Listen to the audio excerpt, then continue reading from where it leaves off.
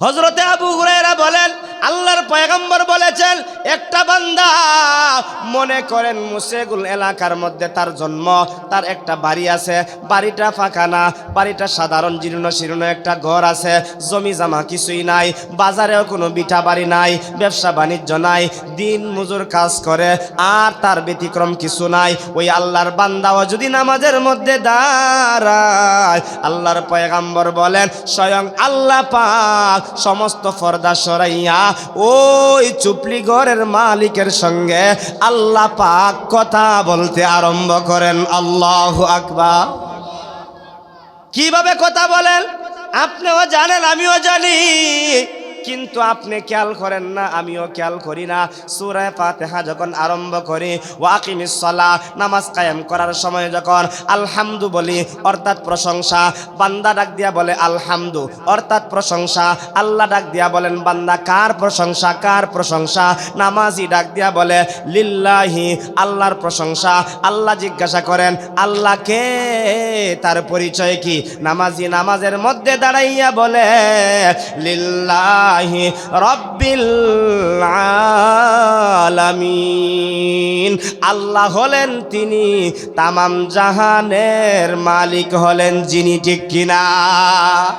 আল্লাহ জিজ্ঞাসা করেন ও বান্দা তামাম জাহানের মালিককে তার পরিচয়টা দাও।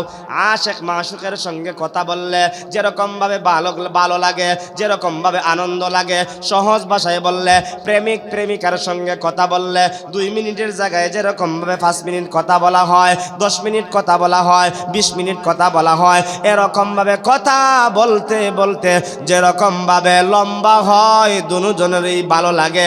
আল্লাহর বান্দা যখন আল্লাহর সঙ্গে মহব্বত লাগাইয়া কথা বলে তখন আশেক আর মাশুকের মধ্যে একটা ভালোবাসা সৃষ্টি হয়, ঠিক কিনা?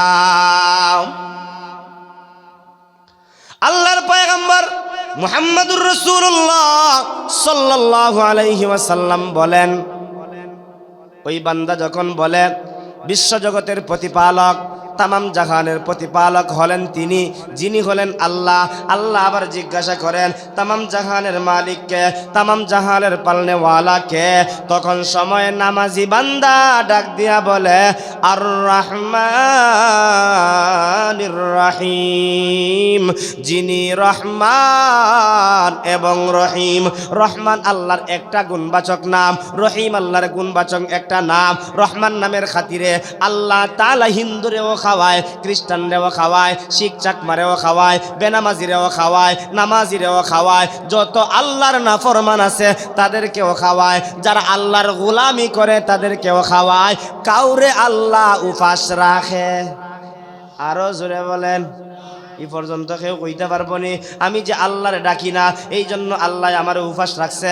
না না না, আল্লাহ পাক এমন বেইনসাফি করবেন না, কারণ আল্লাহ তাআলার একটা নাম হলো রহমান। জুড়ে বলুন ঠিক কিনা?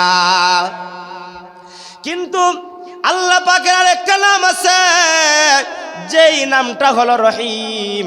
রহিম নামটা আল্লাহ খাস করেছেন, আল্লাহ খাস করেছেন যে যে কেউকে এই শব্দ দিয়া ব্যবহার করবেন না। আল্লাহ পাক রব্বুল আলামিন রহিম নামের খাতিরে দেইকা দেইকা আল্লাহওয়ালা, নামাজি, ইমানদার, পরহেজগার, মুত্তাকি দেইকা দেইকা আলেম সহ আল্লাহ তাআলার প্রেমিক সহ সমস্ত আল্লাহওয়ালাদেরকে দেইকা দেইকা আল্লাহ পাক আখিরাতে জান্নাতের মেহমান বানায়া দিবেন। সুবহানাল্লাহ। আসেনি এলাকাত তো থাকলেও তো আসতেনি। রহিম নামের খাতিরে আমরা জান্নাতে যাইতে চাইনি না? চাই না? তো যাই চাইতে সুবহানাল্লাহ কই নাকি? তার লাগি আরো জোরে আওয়াজ দিয়ে বলি সুবহানাল্লাহ, আরো জোরে বলি সুবহানাল্লাহ। তো নামাজি নামাজের মধ্যে দাঁড়াইয়া কিতা হইল আর রহমানির রহিম, বিশ্বজাহানের প্রতিপালক হলেন তিনি, যিনি হলেন রহমান এবং রহিম। আল্লাহ আবার নামাজিরে প্রশ্ন করে রহমান কে, রহিম কে? তখন নামাজি ডাক দিয়া বলে মালিকি ইয়াউমিদ্দিন, যিনি হলেন বিচার দিনের মালিক, তিনি হলেন রহমান এবং রহিম। আল্লাহু আকবার। বিচার দিনের মালিক কে? যিনি রহমান এবং রহিম, রহমান এবং রহিম তিনি, যিনি হবেন বিচার দিনের মালিক। এবার নমাজি ডাক দিয়া কয়, আল্লাহ আপনি যদি বিচার দিনের মালিক হয়ে থাকেন তাহলে তো আমি ধন্য। সুবহানাল্লাহ বলবেন না? আরে আল্লাহর কাছে কথা বলতেছি, আশিক তার মাশুকের সঙ্গে কথা বলে, আল্লাহর কাছে ডাক দিয়া বলে, আল্লাহ আপনি যেহেতু বিচার দিনের মালিক, আপনার কাছে তো আমাদের চাওয়া আছে। চেয়ারম্যানের কাছে চাওয়া থাকতে পারে, মেম্বারের কাছে চাওয়া থাকতে পারে, আল্লাহর কাছে কি আমাদের কোনো চাওয়া আছে না নাই? আরো জোরে বলেন আছে না নাই? আমাদের চাওয়াটা হলো আল্লাহ আমাদেরকে জাহান্নাম থেকে মুক্তি দিন, আমাদেরকে জান্নাতবাসী করুন, সেই তো আমাদের কাম। মালিক ইয়াউমিদ্দিন, বিচার দিনের মালিক, বিচার দিনের মালিক, ওই জায়গায় কারো ক্ষমতা চলবে? হ্যাঁ, আল্লাহ বলবেন আনা রব্বুকুমুল আলা, আমি সবচাইতে বড় খোদা, আমি আহকামুল হাকিমিন, আমি বিচার দিনের মালিক, আমি আল্লাহ বিচারের জন্য হাসরের ময়দানে মিজানের পাল্লা স্থাপন করব। আল্লাহু আকবার। দুনিয়ার মধ্যে দেখবেন পাল্লা আছে, পাল্লা মিজানের পাল্লার মতন একটা পাল্লা আছে, নীতি রাখছে, কিন্তু সেখানের মধ্যে বেনীতি চলে। মাপতে গেলেও বেনীতি। বিচারের ক্ষেত্রেও দেখা যায়, জজ সাহেব বসেন, পিছনে পাল্লা আছে না নাই? আরো জোরে বলেন আছে না নাই? পাল্লা আছে ঠিকই, বেইনসাফির আর এরকম ভাবে অন্যায় বিচারের কোনো অভাব। ম্যাজিস্ট্রেটে টেকা দিলে উল্টা এলায়, একদিনের মামলারে 7 দিন নেয়, 10 দিনের মামলারে 1 বৎসর নেয়। যার সাজা ছিল 2 দিন, তারে 2 বৎসর সাজা দেয়, আছে না নাই? যে তোমার পিছনে যে ইনসাফের পাল্লা আছে, বেইনসাফি দিয়ে করছ, বিচার দিনের মালিকের দরবারে তোমাকে যেতে হবে কি হবে না?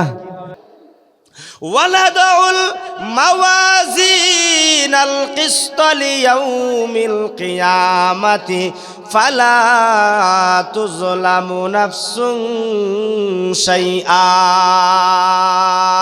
আল্লাহ পাক রব্বুল আলামিন ডাক দিয়া বলেন, আমি আল্লাহ হাসরের ময়দানে মিজানের পাল্লা স্থাপন করব। ওই মিজানের পাল্লার মধ্যে তুমি যা করেছ নেকি তা ওজন করা হবে, তুমি যা করেছ বদি তা ওজন করা হবে। একারের মধ্যে ফালা তুজলামু নাফসুন শাইআ, কারো উপরে কোনো জুলুম করা হবে না যে আমি চৌধুরী বংশের মানুষ একটু পাওয়ার দেখাইব, না না না, আমি এরকম ভাবে খন্দকার বংশের মানুষ, এখানে কোনো পাওয়ার চলবে না। আমি মীর বংশের মানুষ, পাওয়ার চলবে না। আমি চৌধুরী বংশের মানুষ, পাওয়ার চলবে না।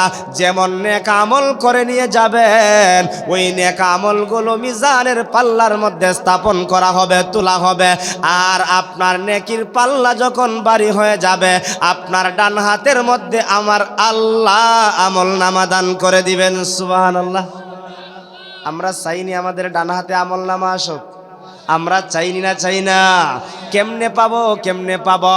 1 নম্বরে আল্লাহর কালাম তেলাওয়াত করলে পাবো। 2 নম্বরে আল্লাহর কালাম তেলাওয়াতের মাধ্যমে, নামাজ পড়ার মাধ্যমে আমরা ডান হাতের মধ্যে আমল নামা পাবো। আল্লাহ পাক রব্বুল আলামিন আল্লাহর কালামের মধ্যে বলেন, ফা আম্মা মান উতিয়া কিতাবাহু বিয়ামিনিহি ফায়াকুলু হা উমকরাউ কিতাবিয়া ইন্নী যানানতু আন্নী মুলাকিন হিসাবিয়া ফাহুয়া ফি ঈশাতির রাদিয়া ফি জান্নাতিন আলিয়া। জোরে জোরে আওয়াজ দিয়া বলুন আল্লাহু আকবার। ডান হাতের মধ্যে যখন আল্লাহ পাক আমল নামা দিবে, আমল নামা পাওয়ার পরে মুসেগুল এলাকার মানুষটা বলবে, ও আমার আত্মীয় স্বজন, ও আমার পাড়া প্রতিবেশী, ও আমার সমাজের লোকেরা, ইউনিয়নের লোকেরা, উপজেলার লোকেরা, দেখো আমি ফজরের টাইমে, তুমি ঘুমেছিলা, আমি ফজরের টাইমে ঠান্ডা পানি দিয়া উজু কইরা নামাজ পড়ার কারণে, জহরের টাইমে তুমি গুরু নিয়া আওরের মধ্যে ছিলা, টিলার মধ্যে ছিলা, পাহাড়ের মধ্যে ছিলা, আসরের সময় তুমি গুরু তালাশে ছিলা, কিন্তু আমি গুরু তালাশকে প্রাধান্য দেই না। নাই, জোহরের টাইমে আমার কাজকর্মকে প্রাধান্য দেই নাই, আমি আল্লাহর হুকুম পালন করার জন্য, নামাজ পড়ার কারণে, আল্লাহর বিধান মানার কারণে আমার ডান হাতের মধ্যে আমলনামা দেওয়া হয়েছে। দেখো না, আমি ডান হাতের মধ্যে আমলনামা পাওয়ার কারণে আজকে হাসরের কঠিন ময়দানে যেই সময় বাবা তার সন্তান থেকে পলায়ন করবে, ইয়াউমা ইয়াফিরুল মারউ মিন আখিহি ওয়া উম্মিহি ওয়া আবিহি ওয়া সাহিবাতিহি ওয়া বানি, ওই কঠিন মুসিবতের সময় আমার আল্লাহ পাক আমার ডান হাতের মধ্যে আমলনামা দিয়েছেন। ওই ব্যক্তি আনন্দ করবে, ওই ব্যক্তি উল্লাস করবে। যেরকম ভাবে এসএসসির ছাত্র বলেন, 5 ছাত্র বলেন, 5 নাম্বার যখন পায় তখন সময় মায়ের কাছে গিয়া বলে, মা তুমি না বলছিলা পাস করলে মিষ্টি খাওয়াইবা আর আমারে একটা সাইকেল কিনা দিবা, দিয়ে দাও। এরকম ভাবে সন্তান তার মা আর বাবার কাছে বলেনি না, বলে না? দুঃখ কইরা হয়নি না, সুখের আনন্দে হয়, সুখের আনন্দে হয়। আপনিও যখন ডান হাতের মধ্যে আমলনামা পাবেন, আপনিও আনন্দ কইরা বলবেন, আল্লাহ আমি জানতাম গো নামাজ পড়লে আপনি ডান হাতের মধ্যে আমলনামা দিবেন, রোজা রাখলে আপনি ডান হাতে আমলনামা দিবেন, আপনার বিধান মানলে আপনি ডান হাতে আমলনামা দিবেন। সেজন্য আমি নামাজ সারি নাই, রোজা সারি নাই, আপনার বিধান সারি নাই। এজন্য ডান হাতের মধ্যে আমলনামা পাবে, বিচার দিনের মালিক আল্লাহ পাক তাকে জান্নাতের মেহমান বানায়া দিবেন। মানুষের তো কত ধরনের বন্ধু আছে, এর মধ্যে কিতাবের মধ্যে পাওয়া যায় মানুষের 3 ধরনের বন্ধু আছে। কয় ধরনের বন্ধু? আরো জোরে কইন।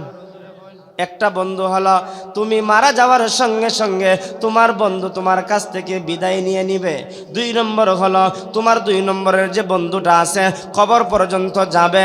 3 নম্বরের যে বন্ধুটা হলো সেই বন্ধুটা হলো তোমার নামাজ, তোমার রোজা, তোমার কোরআন তেলাওয়াত, তোমার নেক আমল, ওইগুলোরে সঙ্গী বানাইতে আমরা চাই।